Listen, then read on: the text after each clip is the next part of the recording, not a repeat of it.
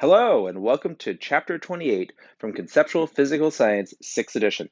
This is the last chapter in the book and the last chapter in this lecture series. The title of this chapter is very interesting. It's the structure of space and time, a truly big idea.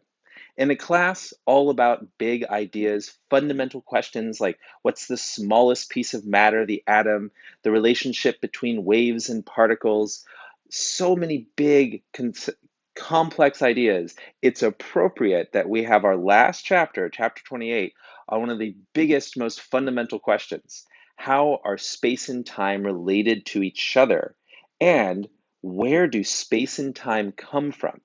So, on the one hand, the title of this chapter, The Structure of Space and Time, is very evocative of Einstein's laws of relativity, special and general laws of relativity, something we didn't particularly have a chapter on in this course, but that was covered and hinted at in other chapters like understanding the atom and understanding light.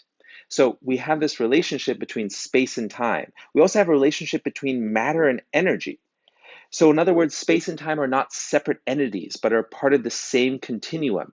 The same with energy and matter. Matter and energy are not separate quantities, but rather interchangeable, representative of one universal truth, one universal physical concept. Well, that's wonderful and big ideas, the interrelatedness of space and time. But perhaps an even bigger question is where does it come from? And how do we explain this idea that some evidence, much evidence, suggests that everything that exists, space and time itself, started with one momentous explosion called the Big Bang? And if that's the case, what came before the Big Bang?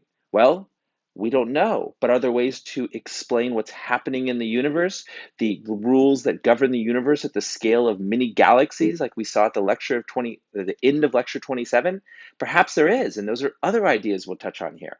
So, truly, just some of the biggest questions in science.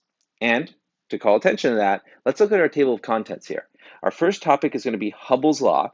This is a law that relates the fact that all galaxies are moving away from other galaxies because the universe itself is expanding. Like a loaf of bread that's baking in the oven and all the air pockets move away from each other as the overall loaf gets bigger. Well, our universe is that loaf of bread, and the whole universe is growing in size and everything is spreading out. And this is related in a measurable sense to Hubble's law because we actually measure the rate at which all those other galaxies are moving away from us, one particular galaxy in the universe. Okay, and of course, we spoke about galaxies in the last lecture, lecture 27. Please make sure you review galaxies and what we introduced there. And then we'll get into the origins of the universe itself, all the galaxies, all the matter. Where did it come from? The Big Bang is the dominant theory, very good theory. We'll talk about a particular conundrum, a big question that the Big Bang honestly leaves mostly unanswered that has to be explained by a successive event after the Big Bang called inflation, the cosmic inflation, an event that almost was as momentous as the Big Bang itself, which created space and time as we know it. But inflation was this universe almost reaching its current size in a fraction of a second. Where did that energy come from? What is inflation? Why do we suspect it exists? Then we actually will formally touch on one of Einstein's theories of relativity, the general theory, which is the larger theory that seeks to explain the relationship between acceleration and gravity and the nature of gravity, and which is one of the big questions and kind of hinting at some forefronts of physics research. And as far as forefronts of physics research, we're going to cover two sections, dark matter and dark energy. Neither of these have been directly measured, but their indirect effects seem to govern the universe at the overall scale of the universe. So what are dark matter and dark energy? What do we know about how they apparently behave? What do we think they are? All right. And then finally, what will happen to the universe? The universe has an age of about 14.5 billion years. That's 14.5 billion years. And that would be since the moment of the Big Bang. But what's going to happen in another 14.5 billion years or 100 billion years? Because stars apparently can live that long. So what will the universe look like? What's the ultimate fate? All right. So let's get to all these big ideas, starting with Hubble's law. So when we're talking about space and time and ideas like the Big Bang and understanding the structure of the universe, we have to appreciate that we take it for granted that the universe is this vast place composed of many galaxies. But that idea wasn't widely accepted as recently as 150 years ago. The universe was thought to be much smaller, maybe just a few million stars. Now we know it is billions of galaxies, each that have billions of stars. So a much, much larger scale. Well, where do these ideas come from? The beginning of our modern view. Well, in the 1920s, and not the very beginning of these ideas, but certainly a big figure in making them valid for the overall scientific community, was the discovery of the Milky Way galaxy. All right, and that it wasn't the entire universe. There was other galaxies. Some of those little points in the sky weren't stars, but were other galaxies, each hundreds of billions of stars. In the 1920s, Edwin Hubble disproved this idea that the entire universe was just the Milky Way and found our neighboring galaxy in our local group of galaxies, again covered in lecture 27, called the Andromeda galaxy, which was thought to be a cloud, but actually, no, it's a galaxy with stars and nebula within it. All right. And so then through continued research, a trend was discovered among all of these galaxies. Okay. And Hubble measured their distances. Okay. So Hubble could deduce the distance of a star by comparing its luminosity and brightness. Okay. And there was these particular types of stars that allowed for this data to be collected definitively. The brightness of light obeys an inverse square law relationship. An object twice as far away will appear 1/4 as bright. Remember, inverse square law relationships. We've seen them before. Now we're seeing them with luminosity. Okay? So if the distance between your eye and a lamp is halved, how much brighter will the lamp get, or dimmer? Well, in fact, it will get to be 2 times brighter. All right? So when realizing the distances to these different objects, what Hubble realized is that all objects are moving away from us, and we can measure that expanding distance, that phenomenon of all galaxies drifting away from each other as the overall universe expands, with this redshift idea. Okay?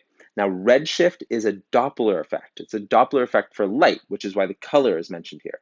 And anything that's moving away has a longer wavelength. Okay, that's the Doppler effect. And longer wavelength means more red, because red is longer wavelength light than blue light. That's why we call it a red shift when the wavelength is increased, because the velocity is away. Okay?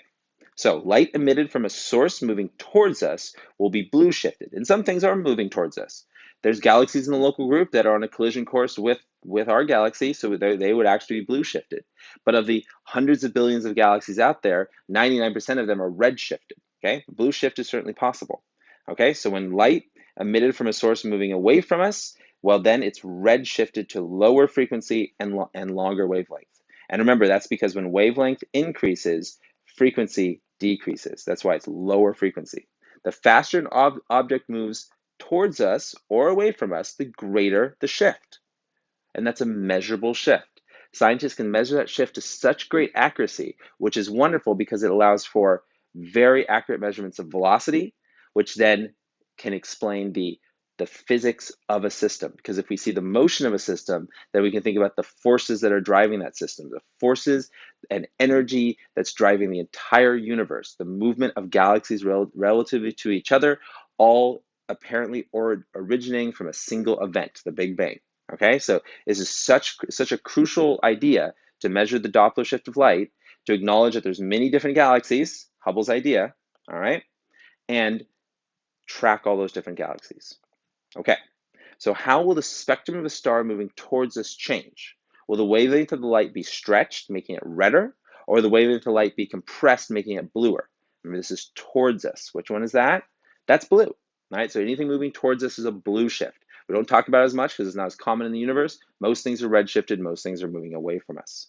Okay, Hubble found, this is the actual law itself, right? Not the kind of the leading up events and the early discoveries of Hubble about the Milky Way galaxy not being the only galaxy in the universe, but Hubble's law formally is the following. All right, Hubble found that most every object that he could see was moving away from every other object because the universe is expanding. okay?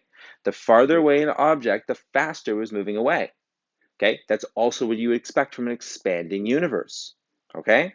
All right, so the greater the redshift.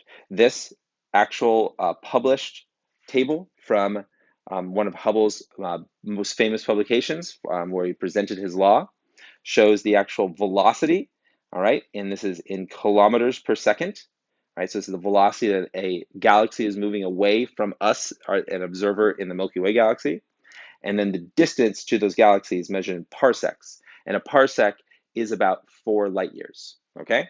So we see there is a relationship. Now, you look at the actual individual dots, they're kind of scattered around, but there's a trend, a definite trend showing a relationship between increasing velocity with increasing distance. Okay, so the further away, the faster things are moving. This is direct evidence of an expanding universe. We live in a universe that is expanding. Okay, if it's expanding, how long has it been expanding? Did it start from somewhere? Did it start expanding at some point? These were questions that Hubble and his peers were asking themselves. That led to the theory of the Big Bang. Okay, so historically, this was the evidence first, then the idea of the Big Bang came later. Scientists don't just pull an idea like the Big Bang, the fact that all space and time originated from a single explosion, they don't pull a theory like that out of thin air. It comes from evidence like this, okay? Direct observation.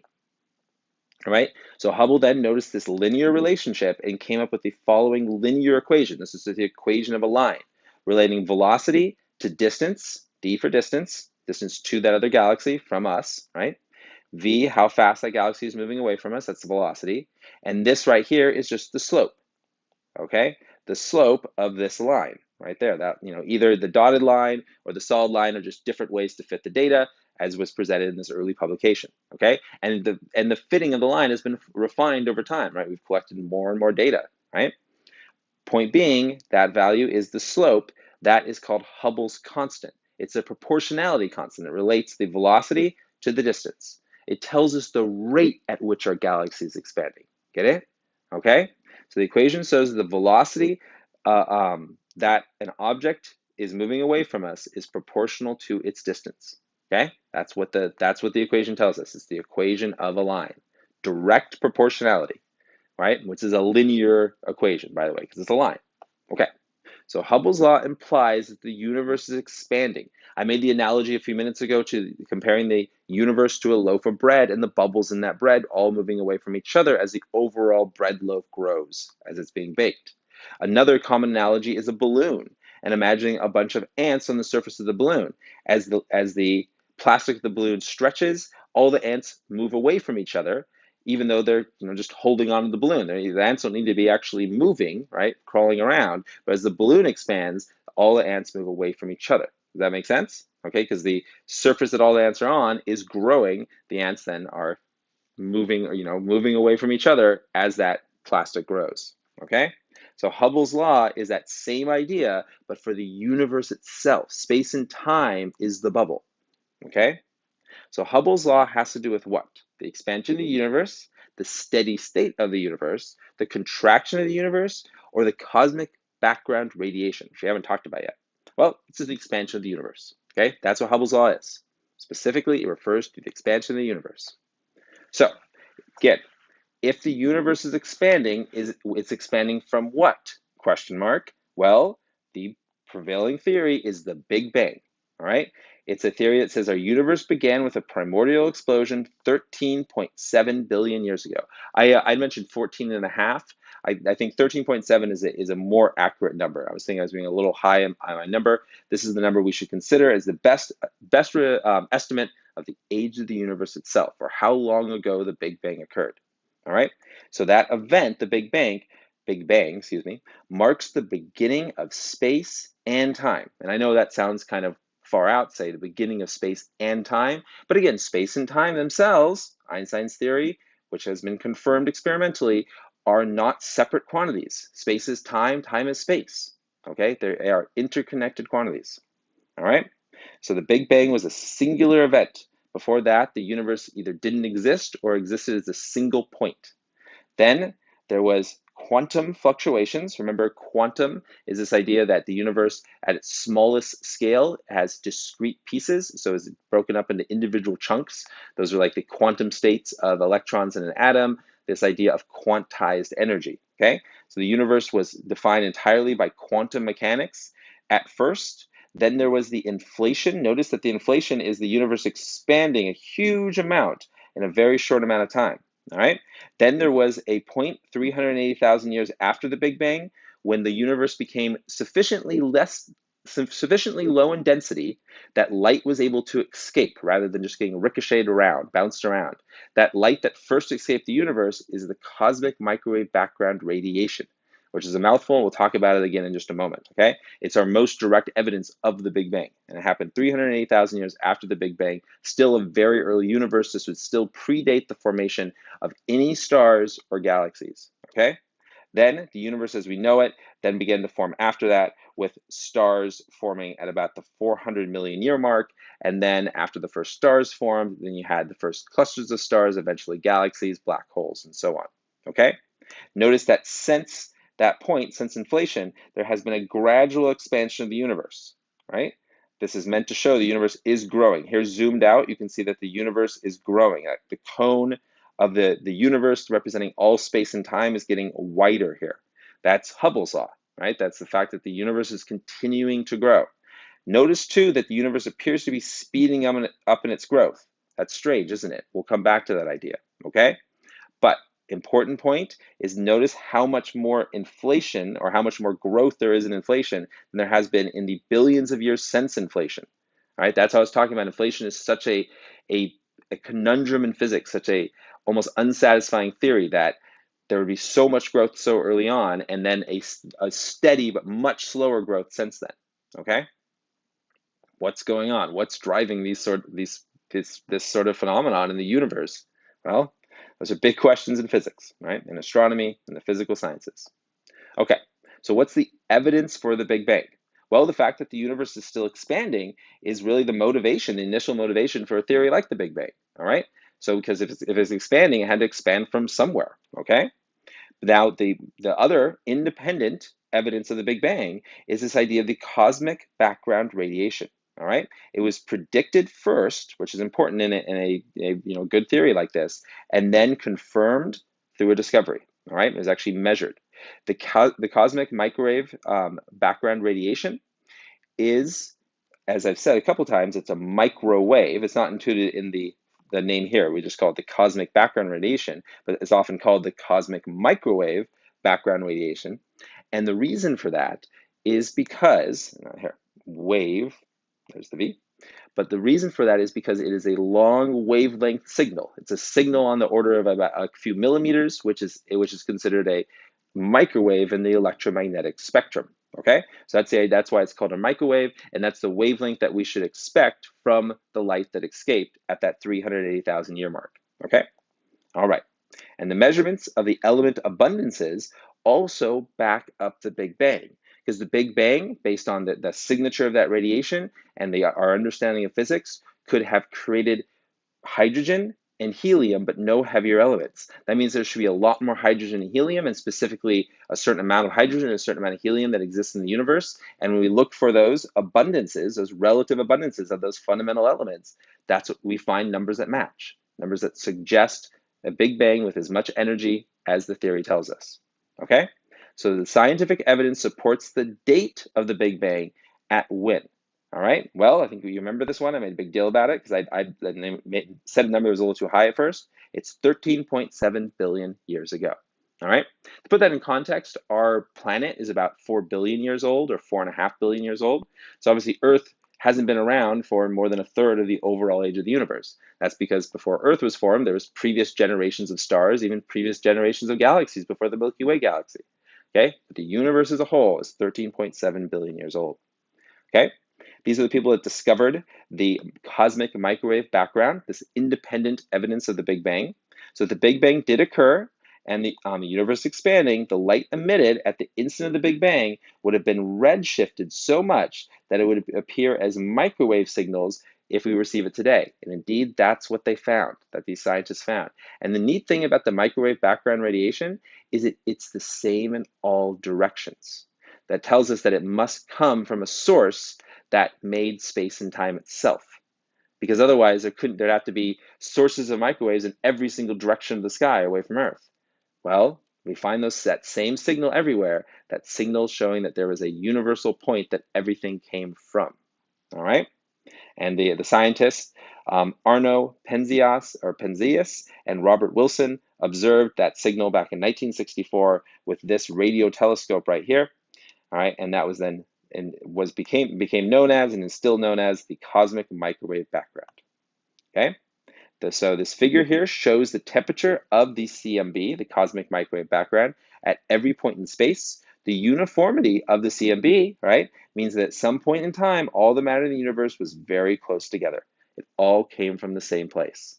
All right, and that's an amazing thing, right? Look all over the sky in all different directions and find the same signal.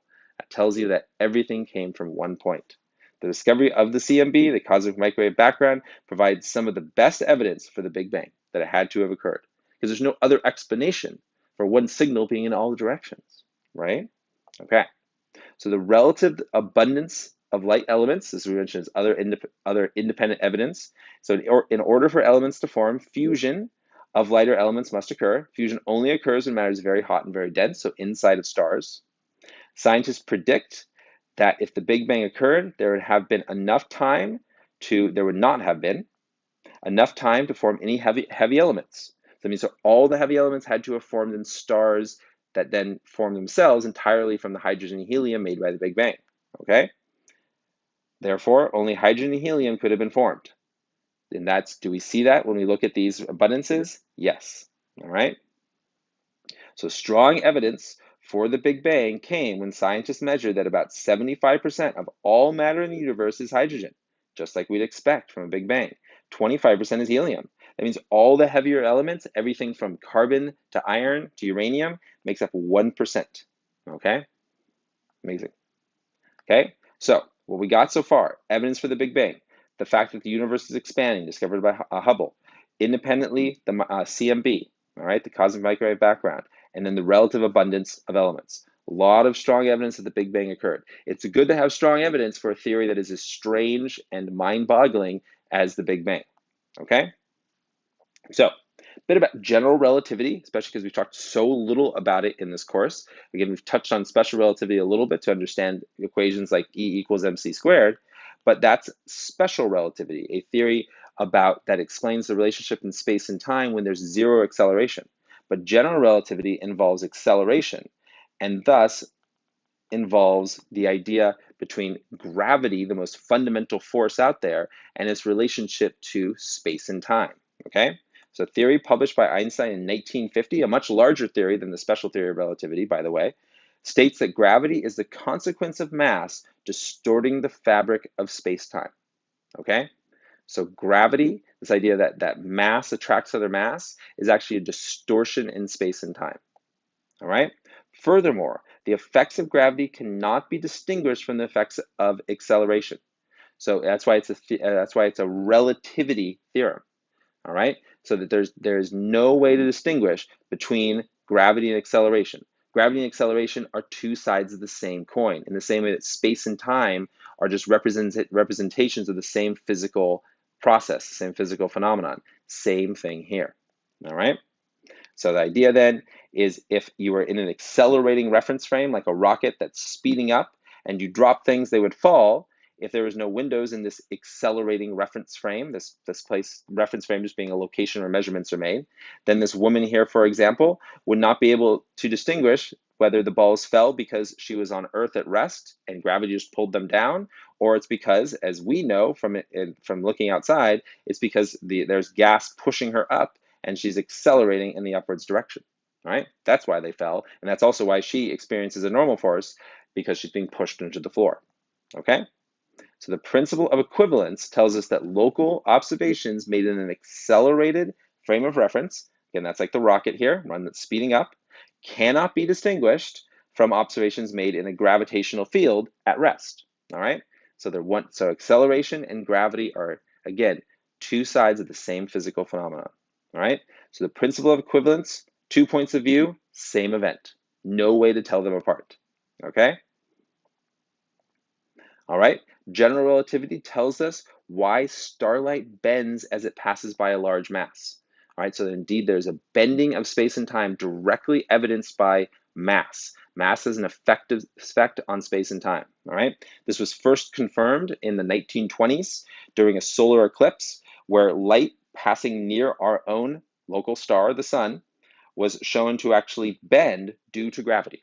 All right? This took very careful measurements. They weren't possible until the 1920s, even though that was a few years after the theory was published, but it confirmed the general theory of relativity. The general theory of relativity has been confirmed many times over. We see very dramatic evidence of light bending, especially around large galaxies when we look into distant space. And furthermore, in just the last 2 years, we've actually been able to measure the gravitational waves that are created by sudden changes in mass, like a black hole swallowing a neutron star or two neutron stars crashing together.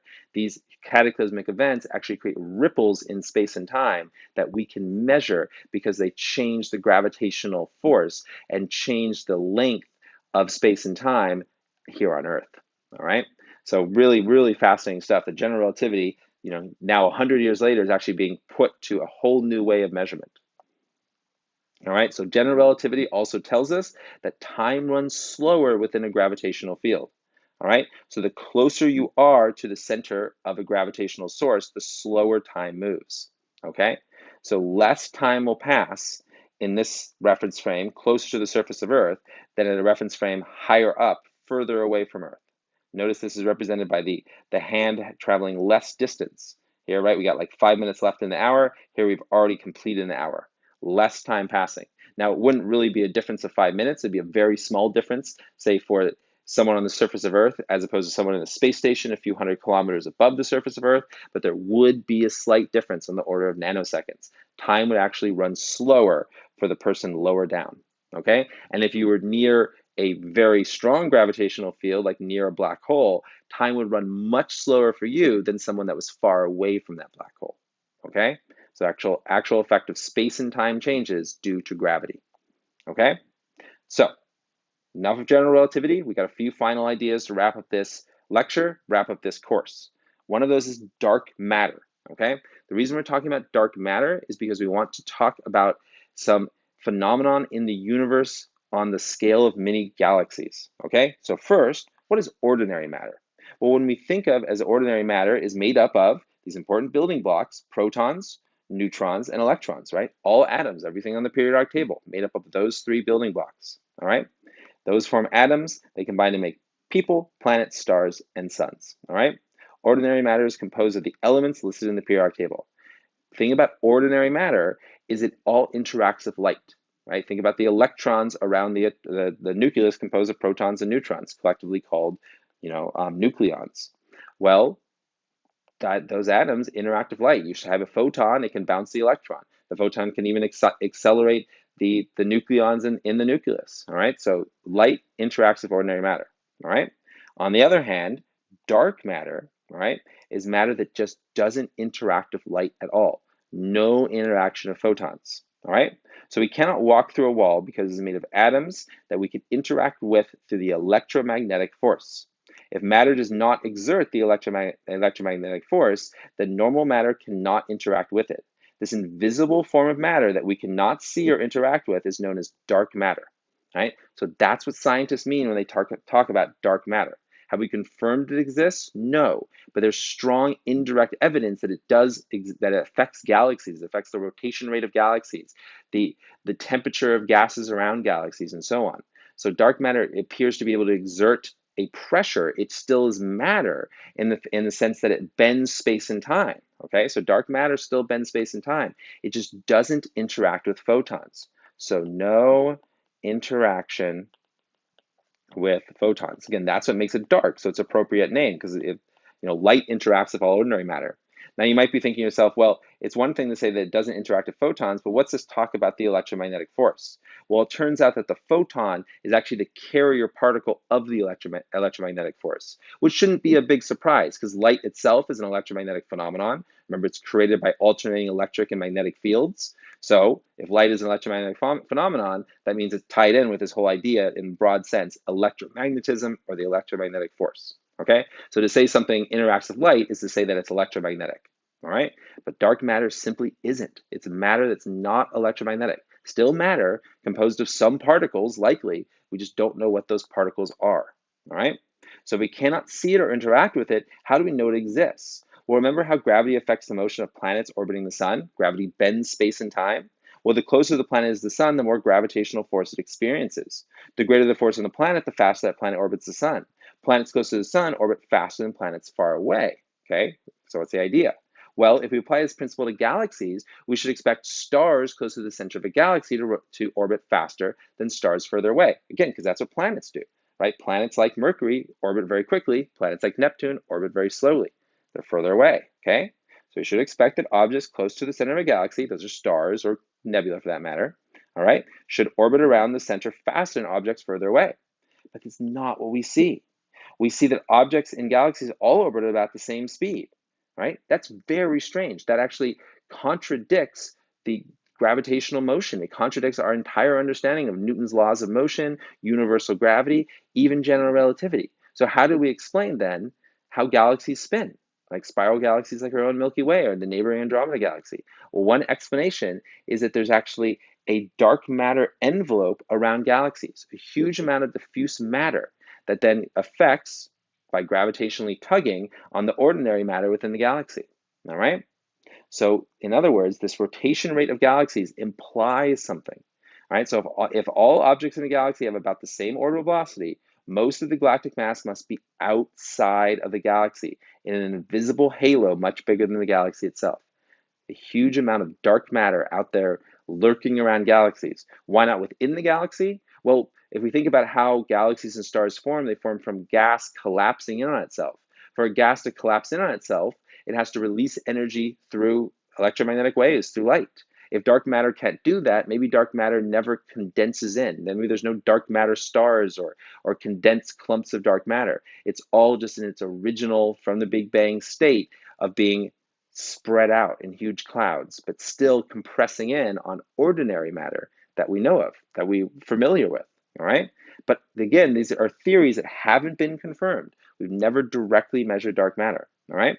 So what is it really, dark matter? Well, there is no direct measurements of dark matter, even to today. Until we can directly observe it, we can only make hypotheses that explain what it might be, all right? And we sometimes have to go back to the drawing board, so to speak, all right? So after the Big Bang, ordinary matter, as well as dark matter, would have clumped up together due to gravity. When ordinary matter interacts with itself, energy is lost as heat. How does that heat spread out through the universe? There's only one way to transmit heat through a vacuum, and that's an EM wave, all right? Radiation, light, electromagnetic phenomenon, all right? If matter like dark matter can't interact with, can't do anything electromagnetic, it can't have heat. Dark matter cannot produce heat, right? So as ordinary matter loses energy, it clumps together further and becomes concentrated at the center, becoming things like stars, okay? The concentrated clump of ordinary matter in the center allows for the formation of stars. The group of stars that forms in the center of the clump becomes a galaxy. As the matter becomes more concentrated, the matter begins to spin quicker, right, to conserve angular momentum, all right? Okay? But then the dark matter remains outside. It can't clump up, okay? The galaxy does, right? The ordinary matter galaxy does, but the huge halo of dark matter does not. And we see so much evidence for that around many galaxies and even around clusters of galaxies. We see the effect of huge clumps of matter outside, matter that we just can't directly measure. We only see its effect, all right? But there's something even stranger than dark matter, and that's dark energy. The name here, calling it dark, is really just to evoke dark matter. It was discovered, or I should say, its implication was theorized and hypothesized after dark matter was, and so the term dark energy follows from dark matter. Dark energy, however, isn't dark in the same sense. It's not a division of matter that interacts with electromagnetism, which is ordinary matter, and dark matter, matter that doesn't interact with EM waves. Well, dark energy isn't that. What is dark energy? All right. Well, careful measurement of distant galaxies tells us the universe is expanding. We know that, right? Hubble found that. That implies there's a Big Bang. But we've also found that the universe is expanding at a faster and faster rate. I mentioned this, said we come back to it. That means the expansion rate of the universe is speeding up. Okay? In other words, the universe is accelerating outwards. And that's really strange because if you think of the entire universe being created by a big bang, one momentous explosion, and everything has been coasting since then, you might expect things to be moving at a constant speed. Or maybe the universe is running out of energy, and as it expands out, it slows down. And then eventually, maybe the universe is like a yo-yo or a spring, and it slows down, comes to rest, and then collapses back in on itself. For a long time, it was theorized that maybe the universe and the creation of the universe through the Big Bang is a cyclic process. Expansion, pause, contraction, start it all over again. But that's not what we found. In the last couple of decades, scientists have confirmed over and over again that the universe is accelerating in its expansion. It's speeding up as it expands. But how could it do that? How could the universe speed up as it expands? That takes energy. Where does that extra energy to speed up the universe come from? All right. Well, it has come from somewhere that we don't understand, dark energy. So as described way back in chapter 1, acceleration requires the application of force, right? Where force requires work. Work is energy. What might be the nature of the force causing the universe to accelerate? We don't know, right? We give given it a name. We call it dark energy, but we really don't know what it is at all right? So the accelerated expansion began about 7.5 billion years ago. All right, so that's the point, right? So we can see the expansion here is pretty linear, which means it's constant. But we look right about here, it starts to accelerate. Right? It becomes curved, and it's becoming increasingly curved as we go. The universe is going to continue to accelerate in this expansion. Okay, so what does this tell us? It tells us that we don't know a lot about the universe. Dark energy, sufficient to speed up the expansion of all space and time, those hundreds of billions of galaxies, must compose 73% of the matter-energy continuum.